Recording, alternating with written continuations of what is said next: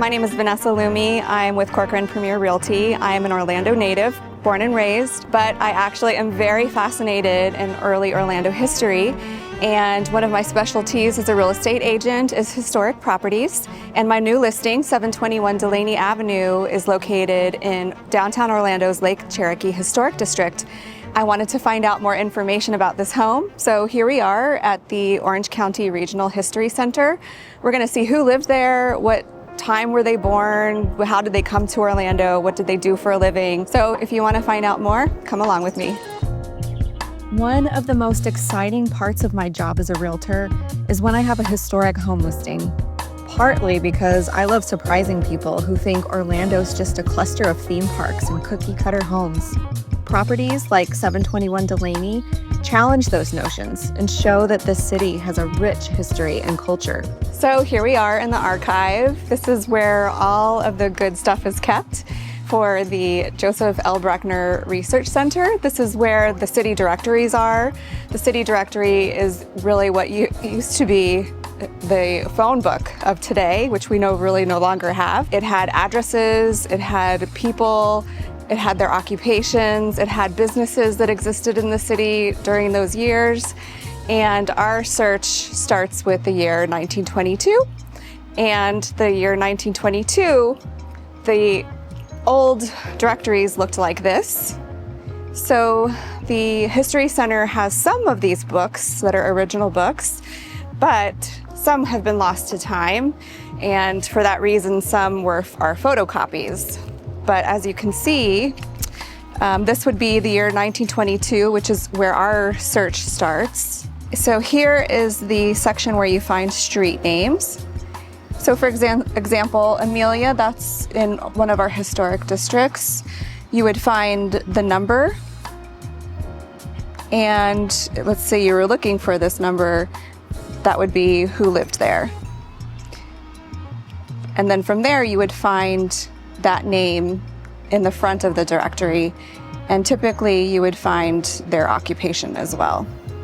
So for me, I knew that this house was built in 1922, so that's why I grabbed this 1922 directory. And I know the street name is Delaney. So here we are, Delaney, 721.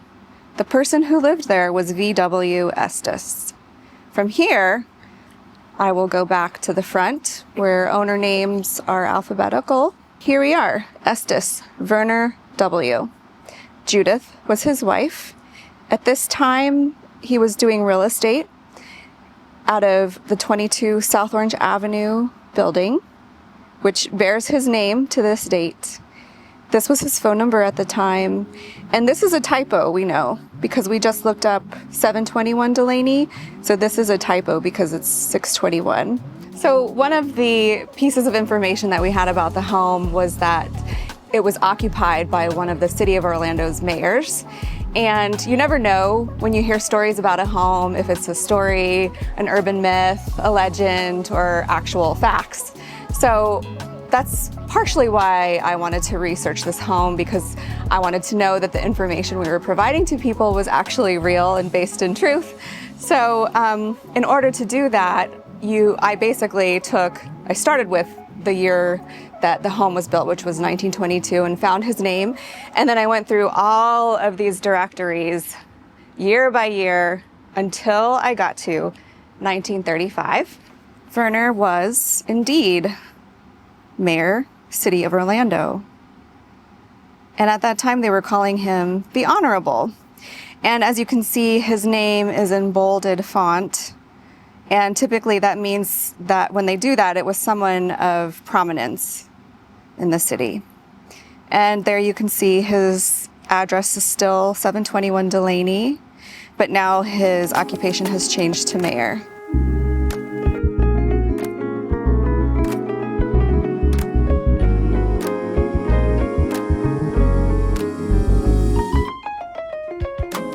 So one of the great things about the Orange County Regional History Center is you can get connected to a staff, somebody who can help you with your search.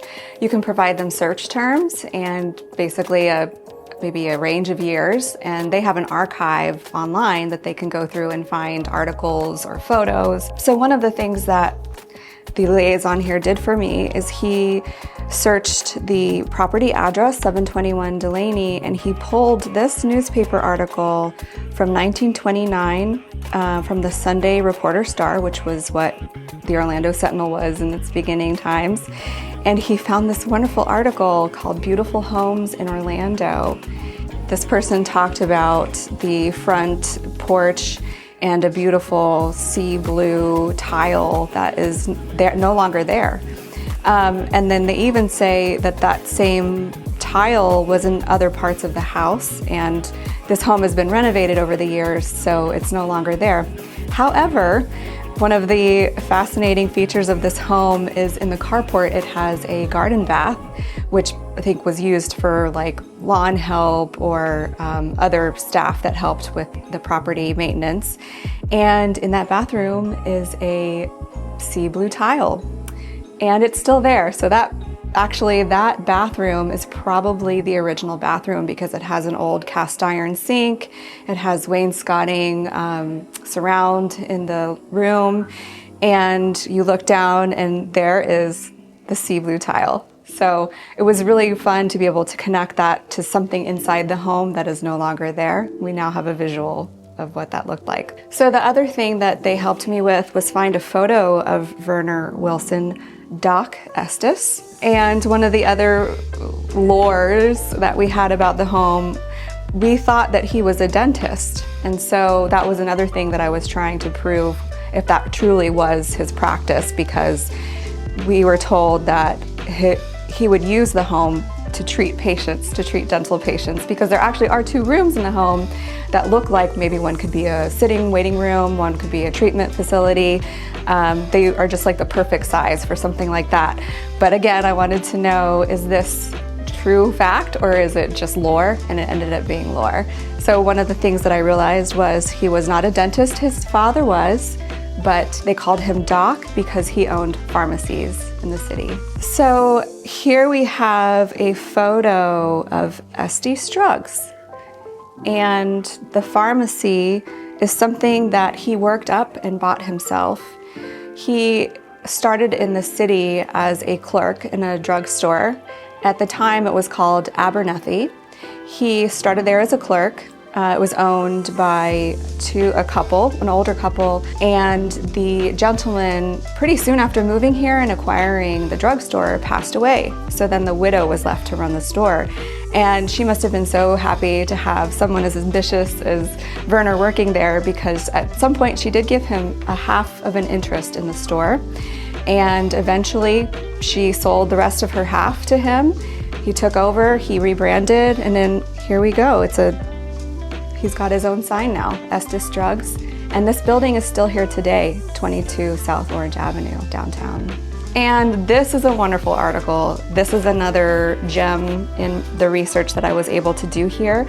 This was provided by the History Center, the Brechner Research Center, and they sent me this wonderful article about the mayor's 3 years in term.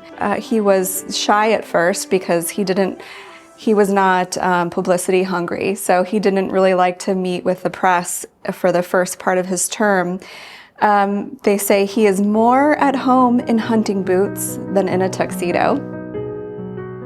This year, 2025, marks 150 years since Orlando was officially incorporated as a city. But our history is even deeper than this. We're more than the theme parks. We've got a rich history that's reflected in its people and neighborhoods, many of them dating back to the early 20th century.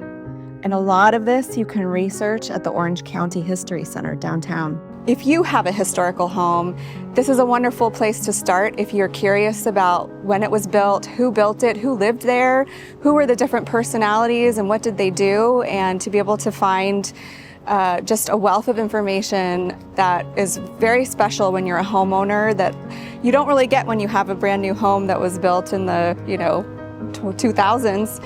And it's just a wonderful opportunity to feel connected to your city. And I also would say, don't be afraid to buy a historic home, because a lot of people think, oh, there's so much maintenance.